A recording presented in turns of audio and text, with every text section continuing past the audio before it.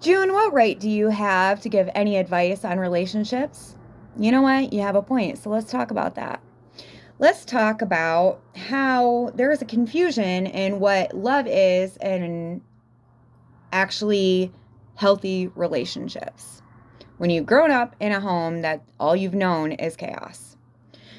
So, when you have parents who couldn't regulate themselves, who couldn't show you what a real relationship is supposed to look like, who can't show you what you are supposed to deserve, it's kind of hard to understand what you're supposed to grow up and expect, right? So, you have it so that love was not consistent and it needed to be earned constantly. You have parents that could not regulate their emotions. You had to regulate your parent through what your actions were. You learned how to be small. You learned how to accept the little tiny bits that they gave you. So you have to control the adults who are the ones that were supposed to protect you through your behaviors as a child, depending on how young you are when all this happens. So when I was a child, I was beat and then told that I was the favorite. I was given the love and cuddles and stuff that you're supposed to get through a parent, but then like a light switch, it would change. There was one that comes to my mind right now where my stepfather and I were playing, and then suddenly he asked me if I loved him and messing around. I said no, joking as a child, and he broke my hand that night just because of that. So you have the switching to chaos like it's nothing.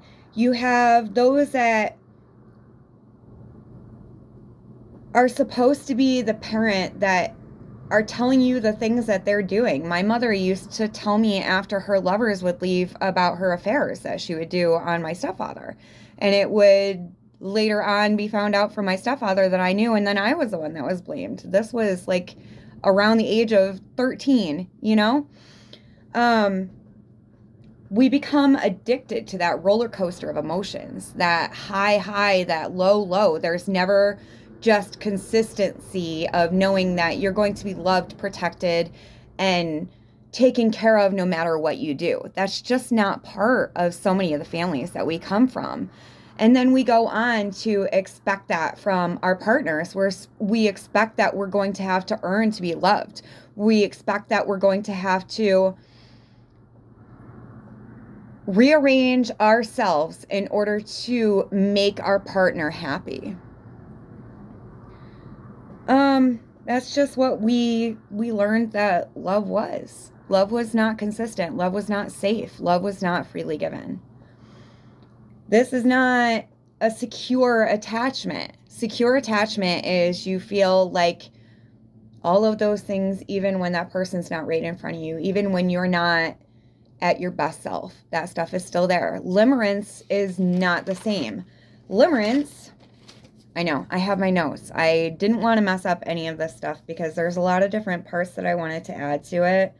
Limerence is when we idolize a person. We meet somebody. We see that they have, excuse me, we see that they have red flags, right? We see that they have those red flags, but to us, we believe that we can change that.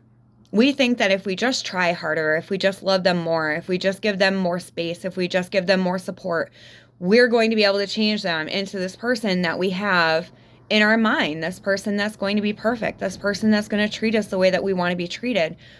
And the only reason why they're not is because we are not doing enough. Everyone that has been raised in homes that I've explained the parents how that is, where it's just, it switches from chaos and fighting and being brought from one woman's shelter to the next because of the abuse. And then you have CPS get involved, and then you have the parent that is trying so hard to be accepted that they would put that above their own children. So I witnessed many times of being put into unsafe positions, and then CPS would step in They would force my mother to go to a women's shelter. But then as a child, I'm watching as she's getting hoovered back in from this man who's never going to change. But to my mother, she didn't see it that way. So she would go back. It would start all over again. This is a cycle that a lot of us grow up and repeat because we're so used to it. How can you expect someone that is born into these types of chaotic relationships to grow up and actually have a healthy one? The healthy relationships that I've been in my past, I did not trust. It made me feel uncomfortable. I was constantly on edge trying to figure out when the other shoe was going to drop because nothing is good without a price. That's what I had learned. The parents didn't show how it was supposed to be. I was raised, it's very hard for me to say this still, although I have said it before. I was raised to think that my use was my looks and my body, and I was raised believing that I was supposed to be an adult film star, or I was supposed to be in stripping, or if I managed to get a man that was rich enough to be able to take care of me and therefore take care of essentially my parents, that was what I was set up to be in the future. It wasn't until I realized myself that I wanted something different. It wasn't until I realized myself that I deserved something different that things were changed. Yes, I have been in relationships where the guy was diagnosed as completely psychopathic. I went through a lot of shit with him. And then as so many of you know, I was with somebody that has been accused of being a child predator. And the only reason why I say accused is because of how our justice system is. That's the only reason, and because that nasty person would sue me. So, yeah, I have a lot of issues with previous relationships. Yes, I do. Am I ashamed of them? Am I embarrassed of them? In a way, still, yes, I am.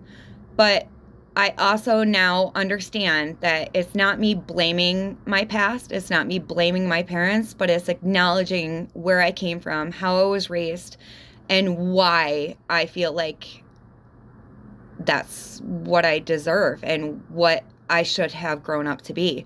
And so many of the victims, so many people that are still in these relationships and don't know how they can get out. I hear this stuff all the time, that they go from one bad relationship to the next and they don't know what is causing it. They don't know how to break that cycle. They don't know anything different.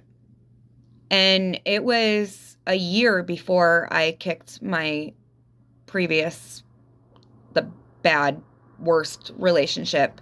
When I ended that, it was a year before that I realized that I'm a completely different person now, and the relationship just was not what I needed and was not fulfilling, and it was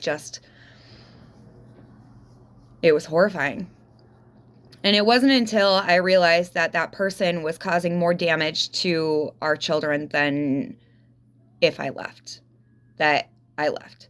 So maybe some of the victims that are still in these situations can look at my situation, my previous situation, and see that you can get out. You do deserve better. And nobody is going to be able to force you to do it. Nobody is going to be able to grab a hold of you, as much as I would love to be able to grab a hold of each and every one of you and say, you guys are so much more worth more than what you're settling for, so much more than what you are used to, so much more than what you think you deserve. But nobody else can do that but you. I've had a lot of friends that have left me because of the relationships that I continuously got into, but it wasn't until I realized for myself that I am so much more than I was raised to believe that I could make those changes. And now, yes, I am in a new relationship that's completely different than it was before. So things can change. You can change the way that you believe you should be treated. You can change the way that you think about yourself. Those nasty voices in your mind are not always you. So stop for a minute, pay attention to that voice. Where did it come from? Who said that to you originally? How can you fight that now? What proof do you have that things are different now? So the fact that so many are throwing at me that my previous relationships should make it so that I'd have no right to say anything now, I want to beg the complete opposite. I've been there, done that, understand why I did that, and can switch it. Things can be different, guys. You do not have to continuously repeat this cycle. No, it is not your fault. No, you did nothing to deserve this, but it's on you to change it now. Only you can change it now. I know that those words are scary, but if you look at them as that's you getting your power back, it's completely different. You have the power to change your life. Not a single other person does. So with that, I'm here if anybody has any questions, and the things that are meant to be insults to me are not going to be insults, guys. I see it as a way of educating others, and I hope that more people realize what their worth is and that not only do you deserve differently, the next generation deserves differently. So much love.